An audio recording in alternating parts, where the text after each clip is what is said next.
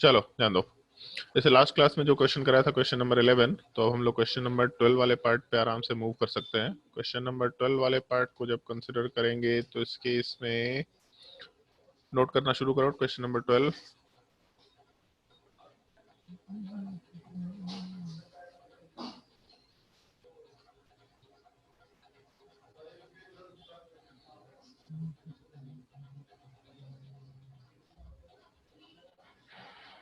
और सोच समझ के जवाब देना।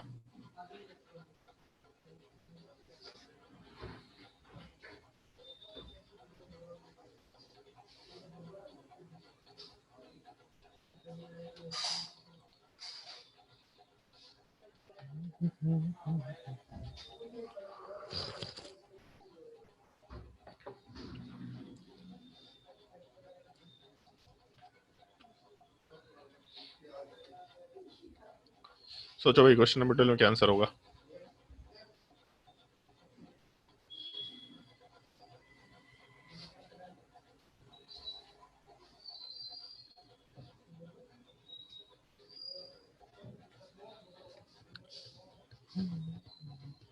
सबसे पहले ये देखो कि क्वेश्चन को सॉल्व करते वक्त हम लोगों का जो लोन पेयर या नेगेटिव चार्ज है, मतलब जो डोनर एटम है, वो सेम है या डिफरेंट है। अगर डोनर एटम सेम है तो उसका हाइब्रिडाइजेशन कंसिडर करेंगे, और अगर हम लोगों का हाइब्रिडाइजेशन सेम है तब इलेक्ट्रॉनिक इफेक्ट वाले पार्ट पे जाएंगे। तो जिससे सोनाली एक चीज बताओ, या सोनाली निसिमी बताओ, इस केस में डोनर एटम कौन सा होगा। नाइट्रोजन। नाइट्रोजन डोनर एटम होगा, ठीक है, बढ़िया। और ये बताओ उसके बाद कि नाइट्रोजन का हाइब्रिडाइजेशन क्या होगा। sp3। sp3 गलत है। sp2 होगा, क्यों sp2 होगा। क्योंकि ये 3 बॉन्ड बना रहे हैं, एक लोन पेयर होगा। तो लोन पेयर 3 बॉन्ड मतलब sp3 हो गया ना जी। सर लोन पेयर वाला आइटम रेजोनेंस में लोन है पेयर वाला पार्ट इसलिए। रेजिडेंस में है तो उसको काउंट नहीं करते। ये चौथी बार रिपीट कर रहे हैं, ठीक है। जब भी कभी लोन पेयर या नेगेटिव चार्ज वाला पार्ट रेजिडेंस का पार्ट होता है तो उसको हाइब्रिडाइजेशन में काउंट नहीं करते, इसलिए यहाँ पे sp2 हाइब्रिडाइजेशन है। तो सुधांशु ये बताओ, नाइट्रोजन वाले पार्ट में हाइब्रिडाइजेशन क्या होगा दूसरे वाले स्ट्रक्चर में। sp2। sp2 ही होगा यहाँ पे भी, क्योंकि नाइट्रोजन का लोन पेयर वाला पार्ट रेजिडेंस में एग्जिस्ट कर रहा है। तो दोनों में sp2 हाइब्रिडाइजेशन है। अगर दोनों में sp2 हाइब्रिडाइजेशन है तो हाइब्रिडाइजेशन सेम है, फिर हम लोग इफेक्ट वाले पार्ट की बात कर सकते हैं। तो अगर पहले वाले केस को लेके चलेंगे हम लोग, तो पहले वाले केस में हम लोग का नाइट्रोजन का लोन पेयर केवल बेंजीन रिंग के साथ रेजिडेंस में जाएगा और कुछ नहीं है। क्योंकि मतलब NH2 के ऊपर जो ग्रुप प्रेजेंट है उसका क्या इफेक्ट है। तो जैसे NH2 है, साइड में लिख रहे हैं इस चीज को, मान लो NH2 है, NH2 के ऊपर एक बेंजीन रिंग है, तो इस NH2 के ऊपर ये बेंजीन रिंग वाला पार्ट केवल रेजोनेंस इफेक्ट शो कर सकता है। तो पहले वाले केस पे तो हम लोग का रेजोनेंस इफेक्ट वाला पार्ट निकल के आएगा। दूसरे वाले केस में क्या है, तो अगर ढंग से देखो तो दूसरा वाला कंपाउंड एरोमेटिक नेचर का है, क्योंकि दो पाई बॉन्ड है, मतलब 4 इलेक्ट्रॉन, और एक लोन पेयर वाला पार्ट मतलब 6 इलेक्ट्रॉन, तो कंपाउंड एरोमेटिक नेचर का है। अगर कंपाउंड एरोमेटिक नेचर का है तो इस केस में एक चीज फिक्स है कि नाइट्रोजन का लोन पेयर उस एरोमेटिसिटी का पार्ट है। नाइट्रोजन के लोन पेयर को भी हम लोग हकल्स रूल पे काउंट कर रहे हैं। तो अगर नाइट्रोजन का लोन पेयर नहीं होता तो उस केस में हम लोग का कंपाउंड एरोमेटिक नेचर का भी नहीं होता। तो एरोमेटिसिटी का जो कंसेप्ट हम लोग यहाँ पे अप्लाई करके चल रहे हैं वो लोन पेयर के वजह से है। इसका मतलब यहाँ पे हम लोग एरोमेटिसिटी इफेक्ट अप्लाई करते हुए चल सकते हैं, जैसा नेगेटिव चार्ज और पॉजिटिव चार्ज में करते थे, कि अगर पॉजिटिव चार्ज या नेगेटिव चार्ज के वजह से कंपाउंड एरोमेटिक है तो उसको हम लोग एरोमेटिसिटी इफेक्ट में कंसिडर करेंगे। तो सिमिलर टाइप से अगर लोन पेयर के वजह से कंपाउंड एरोमेटिक है तो हम लोग उसमें एरोमेटिसिटी इफेक्ट आराम से मेंशन करते हुए काम करेंगे। तो जब एरोमेटिसिटी मेंशन करेंगे तो अपना काम सिंपल हो गया। एरोमेटिक में होने की वजह से लोन पेयर बहुत ज्यादा स्टेबल होगा, क्योंकि इफेक्ट में ए सबसे आगे होता है, फिर M, फिर R, फिर H, फिर I। तो सबसे डोमिनेटिंग इफेक्ट एरोमेटिसिटी है, फिर उसके बाद मेसोमेरिक इफेक्ट है, फिर रेजोनेंस इफेक्ट है। तो एरोमेटिसिटी होने की वजह से लोन पेयर सबसे ज्यादा स्टेबल होगा, मॉलिक्यूल के अंदर सबसे ज्यादा रहना चाहेगा, क्योंकि एरोमेटिसिटी होने की वजह से लोन पेयर रेजोनेंस में काफी ज्यादा इफेक्टिवली रहने की टेंडेंसी में होता है। तो लोन पेयर होने की वजह से सबसे ज्यादा स्टेबिलिटी, सॉरी, एरोमेटिसिटी होने की वजह से सबसे ज्यादा स्टेबिलिटी लोन पेयर को सेकंड वाले सिस्टम में आराम से मिलेगा। तो अगर सेकंड वाले सिस्टम में लोन पेयर ज्यादा स्टेबल है तो ज्यादा स्टेबल का मतलब क्या है, किसी सामने वाले को कम डोनेट करने के लिए अवेलेबल होगा। ज्यादा स्टेबल मतलब वीक, सिंपल सा कंसिडरेशन है।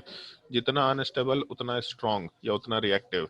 अनस्टेबल मतलब रिएक्टिव, रिएक्टिव मतलब स्ट्रॉन्ग रिएजेंट। अगर स्टेबल है मतलब वीक, वीक रिएजेंट आराम से या फिर वीक बेस आराम से बोल सकते हैं। तो लोन पेयर जितना ज्यादा स्टेबल है उतना वीक या अनरिएक्टिव नेचर का कंपाउंड होगा। इसका मतलब बेसिक स्ट्रेंथ वाले पार्ट में 1 > 2 आराम से कंसिडर करते हुए काम कर सकता है। अगर नहीं समझ में आएगा तो फिर से पूछ लेना, और अगर समझ में आ गया तो नेक्स्ट क्वेश्चन पे मूव करो।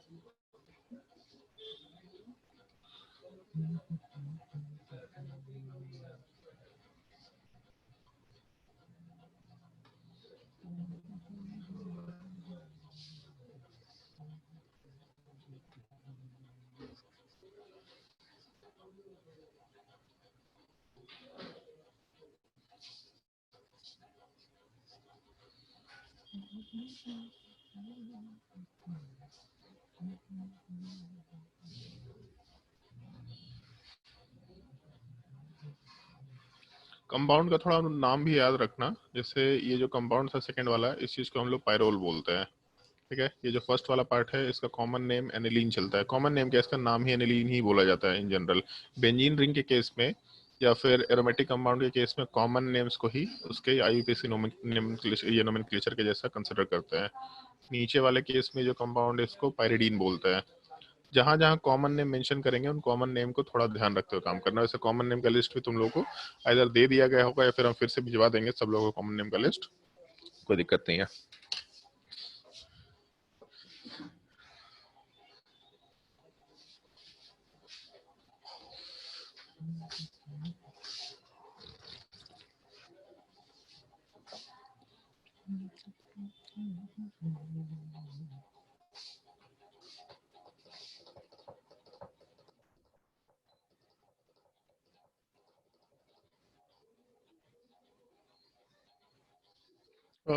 विशाल सर,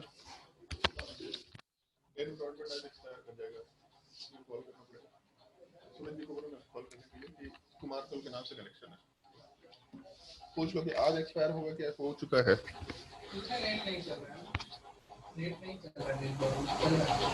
चल तो रहा है शायद, पूछ लो एक बार।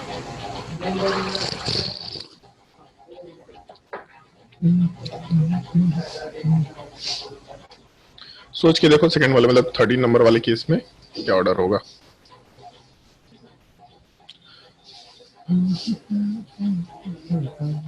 और ये क्वेश्चन जो है हर जगह रखा है, मेंस में, एडवांस में, नीट में, एम्स में, सब जगह रखा है। बहुत स्टैंडर्ड सवाल कंसिडर कर भी सकते हैं इस चीज को।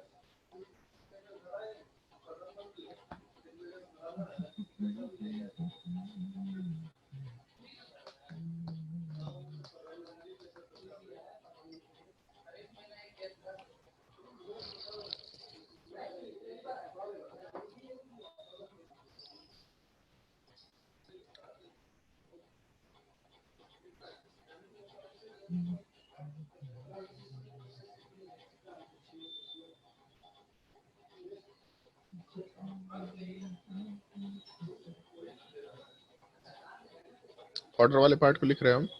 सबसे ज्यादा 4 होगा, उसके बाद 5 होगा, उसके बाद 2, फिर 1, फिर 3।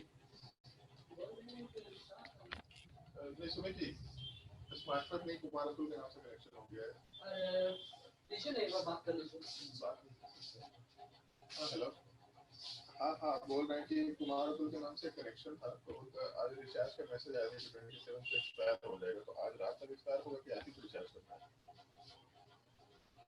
अभी तो नेट चल रहा है। अच्छा अच्छा, ठीक है, रात को मतलब रात में रिचार्ज कर सकते हैं आराम से। चलिए ठीक है। हाँ भाई, जिसको भी डाउट है पूछ लो। क्वेश्चन नंबर 13 में हाँ सर, डाउट है, चलो ध्यान दो। जैसे सबसे पहले वाले केस की अगर बात करें तो पहले वाले केस में नाइट्रोजन का सबसे पहले हाइब्रिडाइजेशन देखेंगे, तो हाइब्रिडाइजेशन sp2 है। दूसरे वाले केस में नाइट्रोजन का लोन पे रेजोनेंस में नहीं जा सकता, क्योंकि पहले से पाई पाई कंजुगेशन है यहाँ पे। ये चीज हम लोग क्लास वगैरह में भी डिस्कस करते ही है नॉर्मली। अगर पहले से एक रिंग में पाई पाई कंजुगेशन है तो बाहर का लोन पेयर, मतलब किसी एटम का लोन पेयर या नेगेटिव चार्ज रेजोनेंस में नहीं जा पाएगा।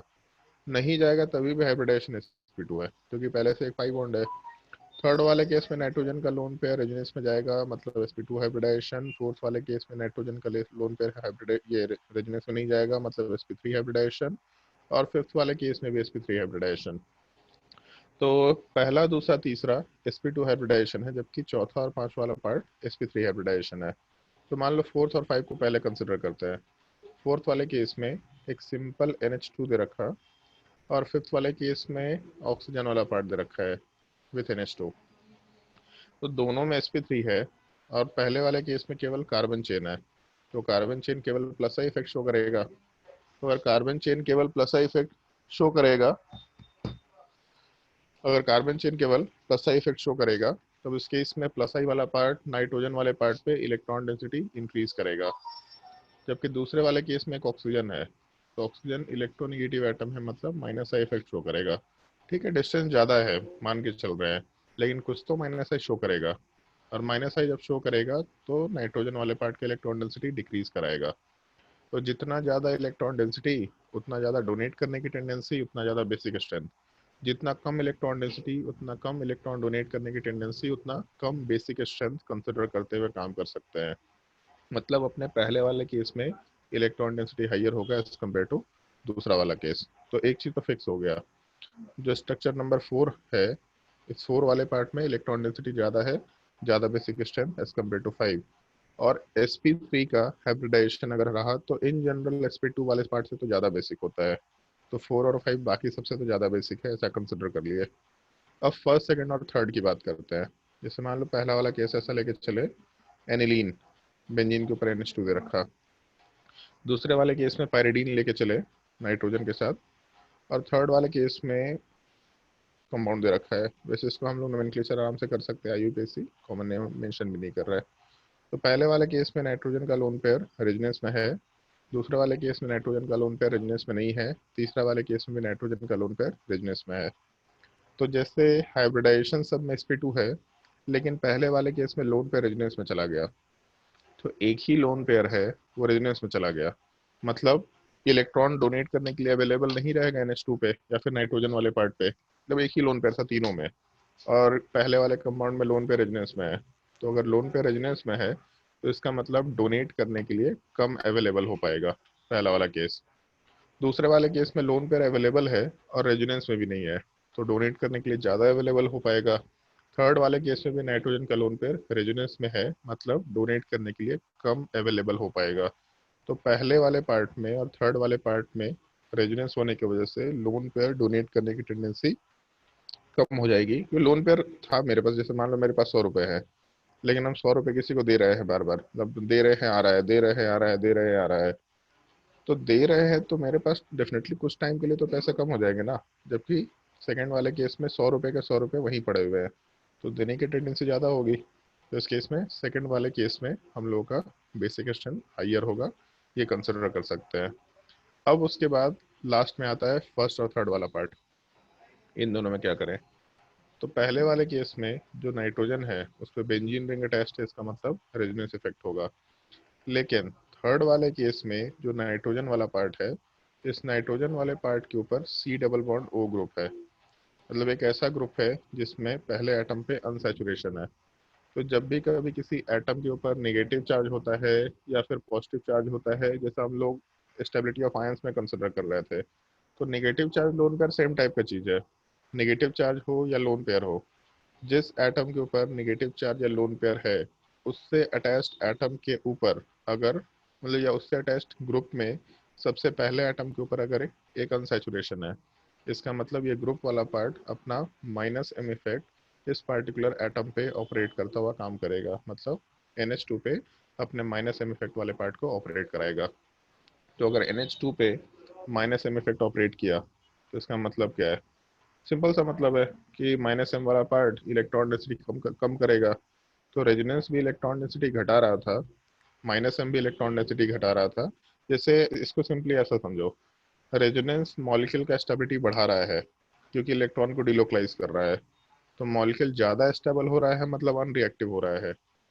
और क्योंकि इलेक्ट्रॉन डिलोकलाइज हो रहा था तब मॉलिक्यूल का स्टेबिलिटी बढ़ रहा था, तो जितना ज़्यादा डिलोकलाइजेशन हो रहा है उतना ज़्यादा स्टेबिलिटी बढ़ रहा होगा। तो ऐसा हम लोग कंसिडर कर सकते हैं कि जैसे NH2 है, तो NH2 में जो लोन पेयर है वो ज़्यादा इफेक्टिवली डिलोकलाइज हो रहा है, क्योंकि मेसोमेरिक इफेक्ट और रेजोनेंस इफेक्ट में कोई डिफरेंस नहीं होता है। मेसोमेरिक इफेक्ट और रेजोनेंस इफेक्ट वाला पार्ट एक तरीके से एकदम सेम चीज़ है, केवल मेसोमेरिक इफेक्ट वाला पार्ट थोड़ा ज़्यादा डोमिनेटिंग इफेक्ट है, या फिर ऐसा बोल सकते हैं मेसोमेरिक इफेक्ट वाला पार्ट ज़्यादा इफेक्टिव इफेक्ट है। ठीक है, मतलब रेजोनेंस ही है लेकिन मोर इफेक्टिव रेजोनेंस को हम लोग मेसोमेरिक इफेक्ट बोल के चल रहे हैं। तो इस केस में जो अपना सेकंड वाला केस है, इस सेकंड वाले केस में हम लोग के नाइट्रोजन का लोन पेयर मेसोमरिक इफेक्ट वाले पार्ट में एग्जिस्ट कर रहा, जिसके वजह से हम लोगों का लोन पेयर ज़्यादा इफेक्टिवली डिलोकलाइज्ड है। और अगर लोन पेयर ज़्यादा इफेक्टिवली डिलोकलाइज्ड है, इसका मतलब डोनेट करने के लिए सबसे कम अवेलेबल होगा। तो अभी इतना डिटेल में बात नहीं करेंगे हम लोग कि लोन पेयर ज़्यादा डिलोकलाइज है कम डिलोकलाइज है। सिंपली NH2 के ऊपर -m इफेक्ट है, तो -m इफेक्ट नाइट्रोजन की इलेक्ट्रॉन डेंसिटी को ज़्यादा डिक्रीज करेगा, जबकि रेजोनेंस उतना डिक्रीज नहीं कर पाएगा। तो इसका मतलब रेजोनेंस के होने के बाद जो अपना इलेक्ट्रॉन डेंसिटी है वो थोड़ा हाइयर है पहले वाले केस में एज कम्पेयर टू थर्ड वाला पार्ट। तो पहले में अगर इलेक्ट्रॉन डेंसिटी हाइयर है एज कम्पेयर टू थर्ड, इसका मतलब पहले का बेसिक स्ट्रेंथ हाइयर होगा एज कम्पेयर टू थर्ड। तो 2 तो पहले ही ऑर्डर में आगे निकल के आ गया, फिर 1 और 3 आराम से कंसिडर कर सकते हैं। अगर इसमें कोई डाउट है तो पूछ सकते हैं।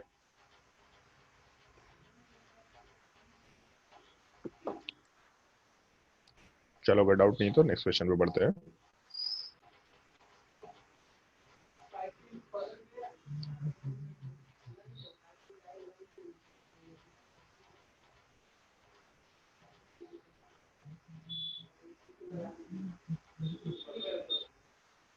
कंपेयर करके देखो।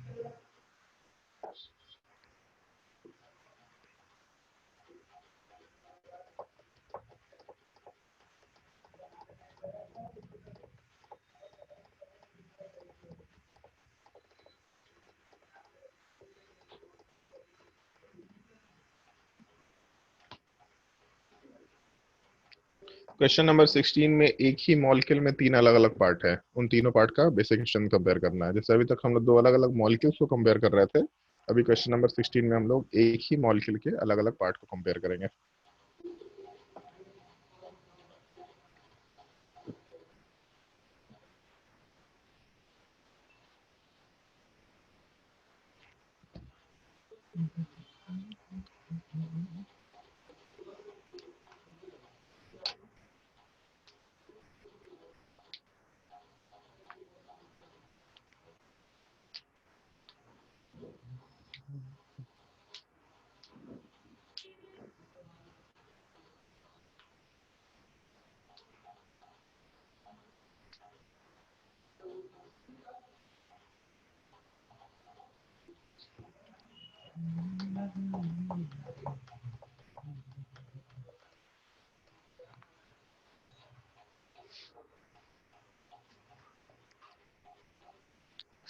क्वेश्चन नंबर 14 वाले पार्ट को जब कंपेयर करेंगे तो बेसिक स्ट्रेंथ 1 ग्रेटर देन 2 होगा। अगर इसमें कोई डाउट है तो पूछ लो पहले। Question number 14।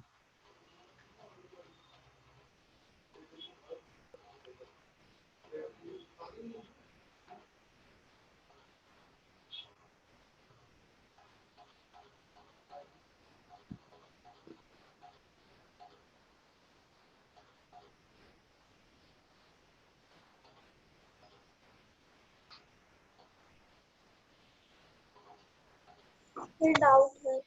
क्वेश्चन नंबर 14 में चलो ध्यान दो। क्वेश्चन नंबर 14 वाले पार्ट में एक तो ये चीज दिख रहा कि नाइट्रोजन का लोन पेयर रेजोनेंस में जा सकता है। सेकंड वाले पार्ट में भी नाइट्रोजन का लोन पेयर रेजोनेंस में जा सकता है, मतलब दोनों जगह पे हाइब्रिडाइजेशन sp2 होगा। तो सिंपल सा चीज है।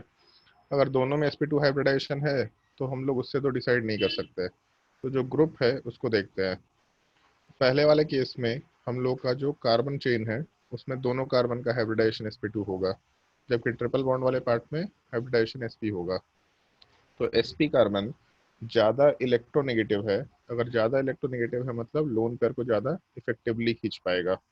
अगर लोन पेयर को ज़्यादा इफेक्टिवली खींचेगा इसका मतलब NH2 वाले पार्ट का इलेक्ट्रॉन डेंसिटी घटेगा, और अगर इलेक्ट्रॉन डेंसिटी घटेगा तो बेसिक स्ट्रेंथ वाला पार्ट भी आराम से कम हो जाएगा। समझ आया? Yes sir. ओके।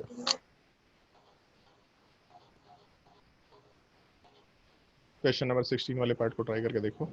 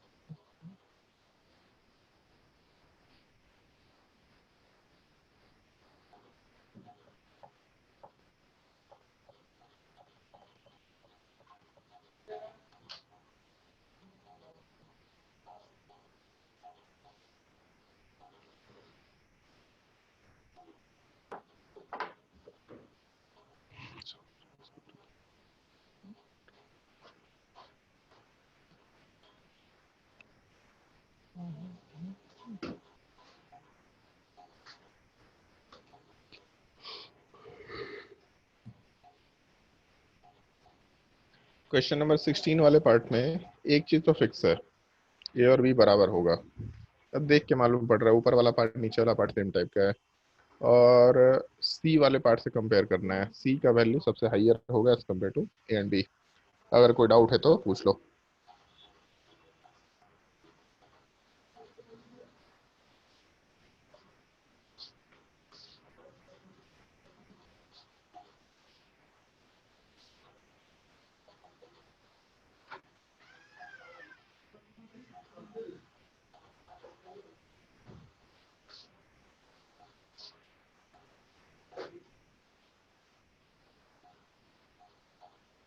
कोई डाउट नहीं क्वेश्चन नंबर 16 में?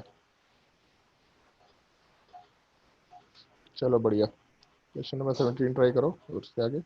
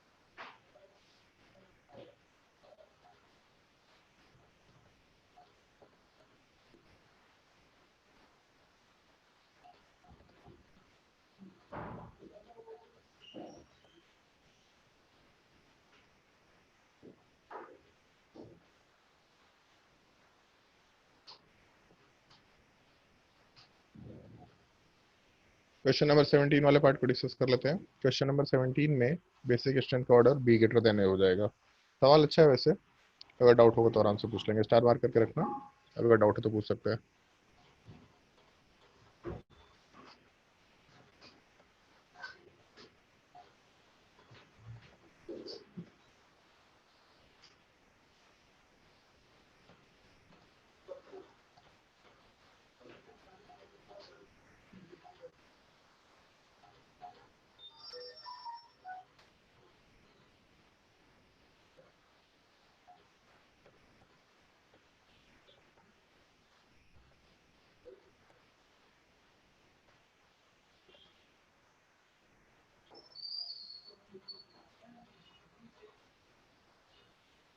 फिर डाउट डॉट है 17 में।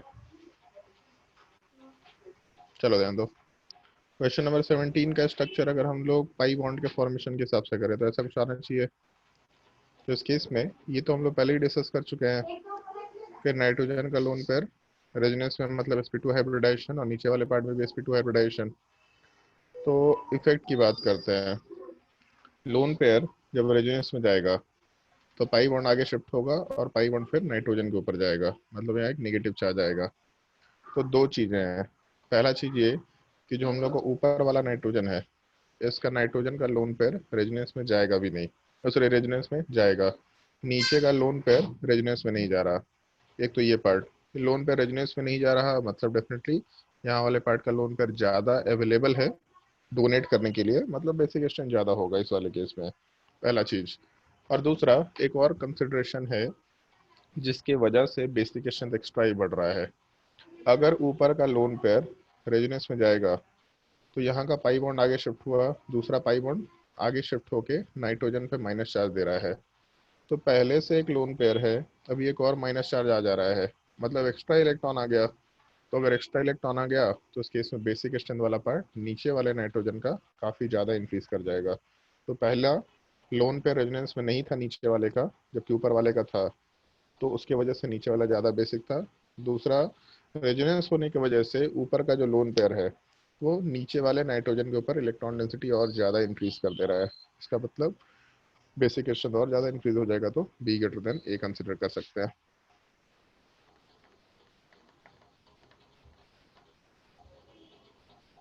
क्वेश्चन नंबर 18 ट्राई करो।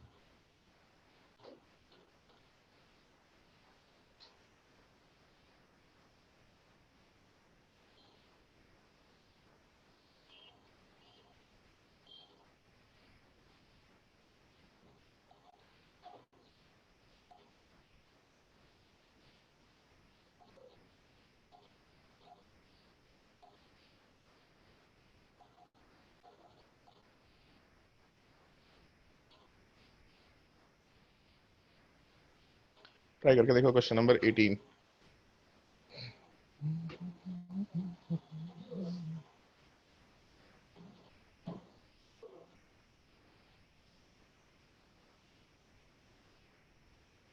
क्वेश्चन नंबर 18 वाले पार्ट में बेसिक एक्शन का order 1 greater than 2 greater than 3 होना चाहिए। अगर किसी को डाउट है तो पूछ सकता है।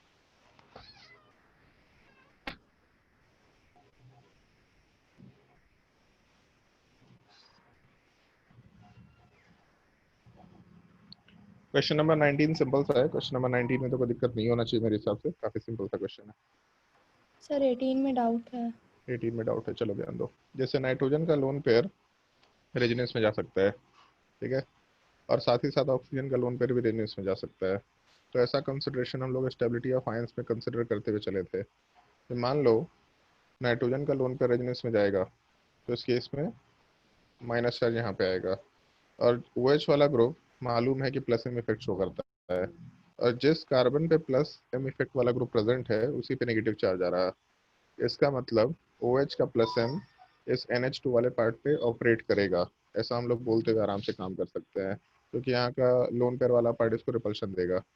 तो जब नाइट्रोजन का लोन पेयर रेजोनेंस में जाना चाहेगा तो ऑक्सीजन का भी लोन पेयर रेजोनेंस में जाना चाहेगा, मतलब OH का लोन पेयर या OH का प्लस एम इफेक्ट इस NH2 वाले पार्ट के इफेक्ट के मतलब या NH2 वाले पार्ट के ऊपर ऑपरेट करेगा, ऐसा हम लोग बोल सकते हैं। दूसरे वाले केस में नाइट्रोजन का लोन पेयर रेजोनेंस में है, फिर और ज़्यादा रेजोनेंस में, मतलब केवल रेजोनेंस इफेक्ट वाला पार्ट है। थर्ड वाले केस में जब लोन पेयर रेजोनेंस में जाएगा तो माइनस चार्ज जिस कार्बन पे NO2 है उसके ऊपर आएगा, और NO2 वाला पार्ट माइनस M इफेक्ट है। तो इसका मतलब यहाँ का माइनस M इफेक्ट भी NH2 के ऊपर ऑपरेट करेगा। तो जैसे पहले वाले पार्ट में OH का प्लस M इफेक्ट ऑपरेट कर रहा था, वैसे ही हम लोगों के NO2 वाले पार्ट का माइनस M इफेक्ट ऑपरेट कर रहा है।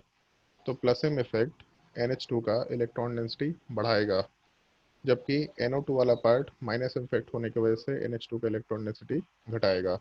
और सेकंड वाले केस में तो केवल रेजोनेंस इफेक्ट है। तो रेजोनेंस इफेक्ट भी इलेक्ट्रॉन डेंसिटी घटाएगा, क्योंकि रेजोनेंस इफेक्ट एक पाई बॉन्ड तो तीनों में था, दूसरा पाई बॉन्ड होने से रेजोनेंस ज़्यादा होगा। तो अगर ज़्यादा होगा मतलब लोन पेयर ज़्यादा डिलोकलाइज होगा। ये जो लोन पेयर है ज़्यादा टाइम रेजोनेंस में रहेगा। तो लोन पेयर ज़्यादा डिलोकलाइज होगा मतलब नाइट्रोजन के ऊपर कम एग्जिस्ट करेगा, नाइट्रोजन का इलेक्ट्रॉन डेंसिटी घटेगा। लेकिन जितना electron density minus M group वाला पार्ट घटा पाएगा, उतना ये उतना ये रेजोनेंस वाला पार्ट नहीं घटा पाएगा। तो माइनस M इलेक्ट्रॉन डेंसिटी सबसे ज़्यादा घटाएगा, रेजोनेंस इफेक्ट इलेक्ट्रॉन डेंसिटी थोड़ा घटाएगा, और प्लस M इलेक्ट्रॉन डेंसिटी घटाने के बजाय बढ़ा देगा। तो सबसे ज़्यादा इलेक्ट्रॉन डेंसिटी प्लस M की वजह से फर्स्ट वाले केस में, सबसे कम इलेक्ट्रॉन डेंसिटी माइनस M की वजह से थर्ड वाले केस में, और रेजोनेंस वाला पार्ट बीच में आएगा। तो इसलिए 1 ग्रेटर देन 2 ग्रेटर देन 3 अपना ऑर्डर कंसिडर कर सकते हैं। जो हम लोग स्टेबिलिटी ऑफ आयंस डिस्कस किए हैं, उन क्वेश्चंस को ढंग से देख लिया करना, क्योंकि उन्हीं क्वेश्चन से रिलेटेड पार्ट है। बहुत ज्यादा डिफरेंस नहीं है यहाँ पे, सिमिलरिटी काफी ज्यादा होगा। ये क्वेश्चन या इस तरह का क्वेश्चन वहां पे करा रखा है तुम लोगों को, वहां पे देख लेना इस चीज को। शायद इसको भी स्टार मार्क कर सकते हैं। ठीक है, ठीक क्वेश्चन है।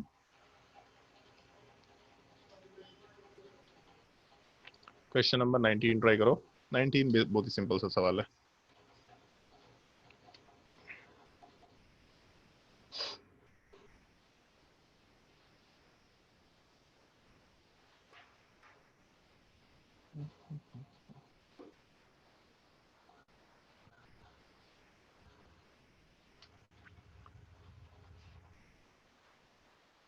सिमी, आज तुम लोग का शाम में भी क्लास है ना?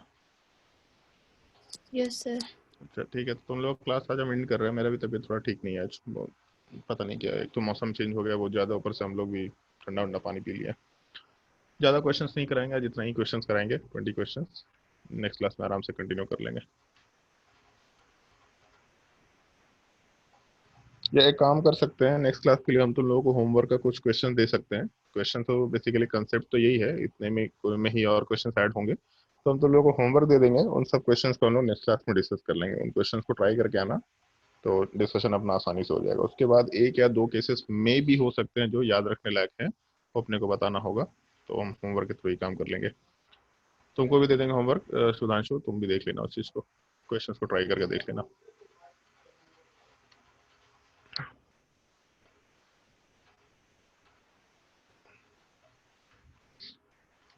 क्वेश्चन नंबर 19 वाले पार्ट में बेसिक स्ट्रेंथ 2 ग्रेटर देन 1 होना चाहिए।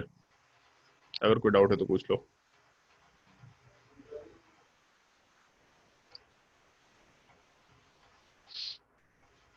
जो भी डाउट है पूछ लो क्वेश्चन नंबर 19 में।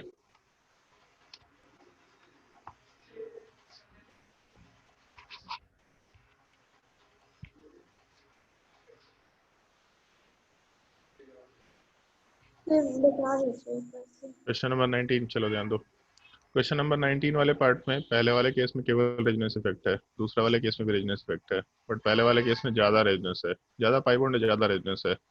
ज्यादा रेजोनेंस मतलब लोन पेयर ज्यादा डिलोकलाइजेशन में जाएगा। तो जितना ज्यादा डिलोकलाइजेशन में जाएगा उतना ज्यादा स्टेबल होगा, या फिर नाइट्रोजन के ऊपर उतना ही कम एग्जिस्ट करेगा। तो ज्यादा डिलोकलाइजेशन मतलब इलेक्ट्रॉन डेंसिटी वाला पार्ट ज्यादा डिक्रीज करेगा, जबकि दूसरे वाले केस में इलेक्ट्रॉन डेंसिटी डिक्रीज तो करेगा बट पहले के रिस्पेक्ट में थोड़ा कम डिक्रीज कर पाएगा। मतलब NH2 का इलेक्ट्रॉन डेंसिटी सेकंड वाले केस में ज़्यादा है, और अगर ज़्यादा इलेक्ट्रॉन डेंसिटी है तो बेसिक स्ट्रेंथ वाला पार्ट भी ज़्यादा होगा, ऐसा कंसिडर कर सकते हैं। समझ आया सोनाली? Yes sir. क्या बोली? यस सर बोली, नो सर बोली? हाँ आ गया। अच्छा चलो ठीक है।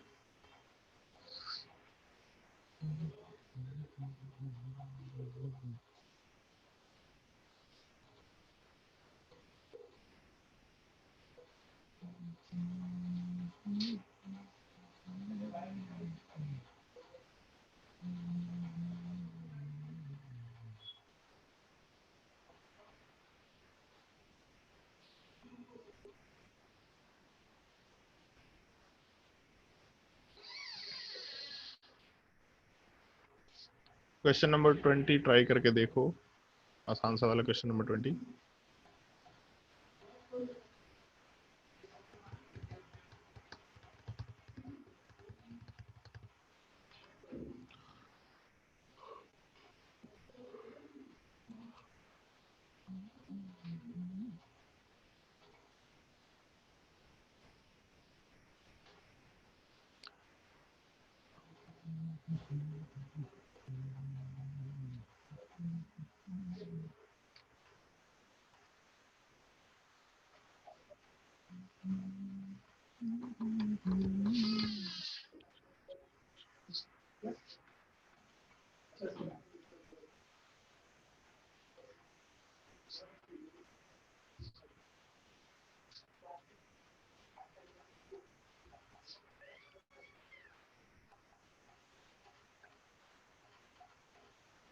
क्वेश्चन नंबर 20 वाले पार्ट में ऑर्डर होना चाहिए 1 ग्रेटर देन 2 ग्रेटर देन 3।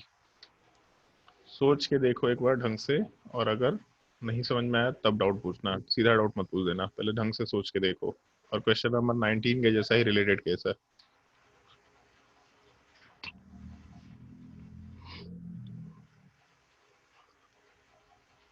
इसके बाद 5-6 केसेस और हैं, उन 5-6 केसेस को ही कंसिडर करना है। एक काम करना, अभी हम कुछ 4-5 केसेस तो होमवर्क ही दे देंगे अभी तुम लोगों को, और ट्राई करके देखना उसको।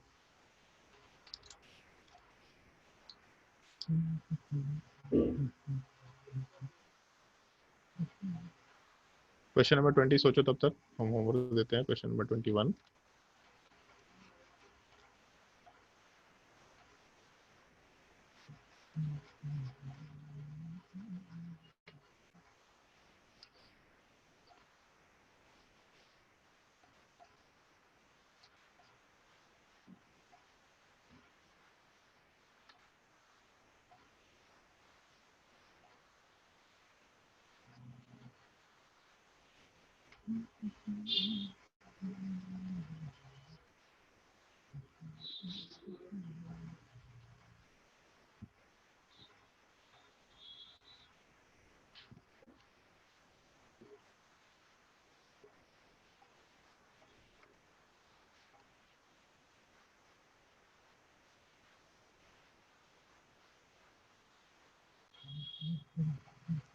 हम नोट्स भेज देंगे पीडीएफ में तुम लोगों को, तो वहां से देख लेना क्वेश्चन।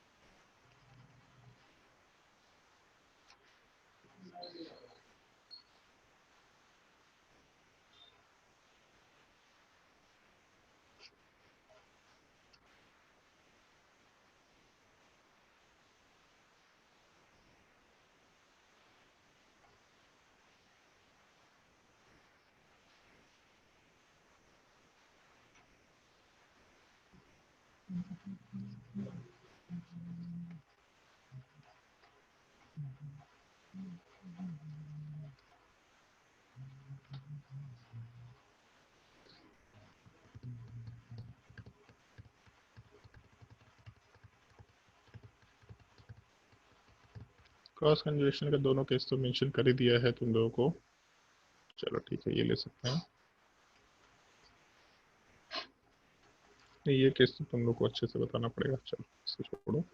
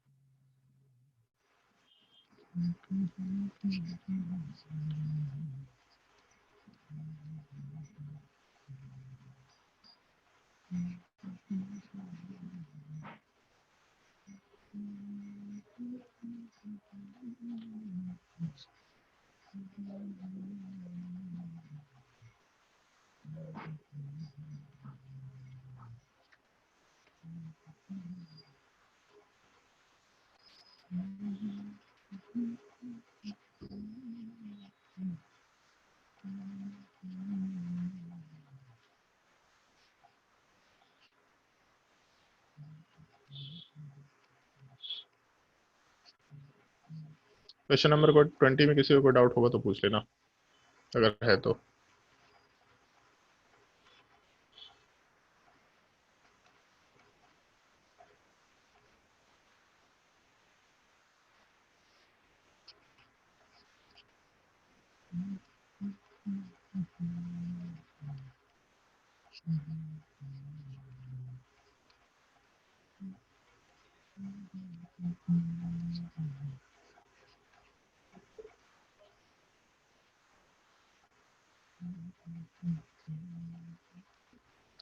इतने क्वेश्चन ट्राई करने हैं तुमको 29 तक, मतलब 9 क्वेश्चन ट्राई करने हैं। इसके बाद 2 केसेस ऐसे हैं जो तुमको याद रखना है बेसिकली। और चलो ठीक है, एक और केसेस याद कर सकते हैं, एक और केसेस ट्राई कर सकते हैं, 30 तक पूरा कर ही देते हैं। उसके बाद 2 केसेस ऐसे होंगे जिसको तुमको याद रखना है। इनफैक्ट 2 केसेस दे सकते हैं। चलो बढ़िया।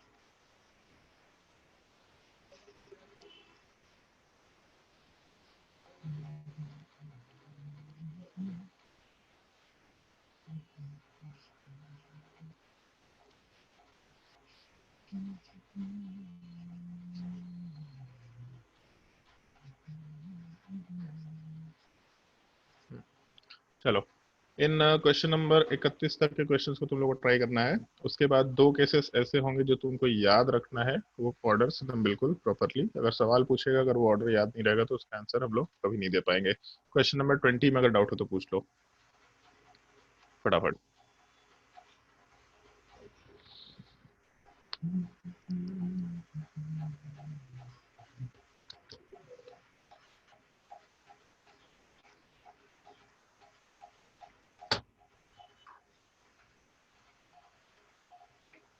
पूछ लो क्वेश्चन नंबर 20 में अगर कोई डाउट है तो। किसी को डाउट नहीं क्वेश्चन नंबर 20 में? सोनाली, कोई डाउट? हाँ हाँ सर बता दीजिए। हाँ सर बता दीजिए, एक एक करके पूछेंगे जी तुमसे, हमार मारेंगे ना। पहले वाले केस में नाइट्रोजन का लोन पेयर एक जगह रेजोनेंस में जाएगा, दूसरे वाले केस में नाइट्रोजन का लोन पेयर 2 जगह रेजोनेंस में जाएगा, और तीसरे वाले केस में 3 जगह रेजोनेंस में जाएगा। तो जितना कम रेजोनेंस उतना ज्यादा इलेक्ट्रॉन डेंसिटी, थोड़ा ज्यादा रेजोनेंस थोड़ा कम इलेक्ट्रॉन डेंसिटी, सबसे ज्यादा रेजोनेंस सबसे लीस्ट इलेक्ट्रॉन डेंसिटी। इसका मतलब सबसे लोएस्ट इलेक्ट्रॉन डेंसिटी अपना थर्ड वाले पार्ट में निकल के आएगा। सबसे कम बेसिक स्ट्रेंथ थर्ड वाले पार्ट में आएगा। समझ में आया? यस सर आ गया। इतना सिंपल सवाल नहीं बनाएगी जी, वो बोला भी था क्वेश्चन नंबर 19 से रिलेटेड है, आराम से बन जाएगा। और अभी तक कोई डाउट है तो पूछ सकते हैं, कि फिर हम लोग नेक्स्ट क्लास में बेसिक स्ट्रेंथ वाले पार्ट को कंप्लीट, ऑलमोस्ट 2 ही क्वेश्चन है केवल। बेसिक स्ट्रेंथ वाले पार्ट के बाद हम लोग फिर ये क्या बोलते हैं एसिडिक स्ट्रेंथ वाले पार्ट को शुरू करेंगे। तो अगर किसी को कोई डाउट होगा तो आराम से पूछ लेना, कोई दिक्कत नहीं है। कोई भी डाउट होगा तो पूछ लेना। एक काम करना, बेसिक स्ट्रेंथ वाले पार्ट में एक बार नोट्स को रिवाइज करके देखना, अगर उसमें भी कोई डाउट होगा तो आराम से पूछ सकते हैं, क्योंकि बेसिक स्ट्रेंथ वाला चीज क्लियर रहेगा तो एसिडिक स्ट्रेंथ में कोई दिक्कत नहीं आने वाला है। एसिडिक स्ट्रेंथ बेसिक स्ट्रेंथ का ऑलमोस्ट उल्टा टाइप का ही पार्ट है, तो उसमें कोई भी प्रॉब्लम निकल के नहीं आएगा तुम लोगों को। ठीक है, इसलिए जो भी डाउट होगा क्लियर कर लेना अपना। ठीक है।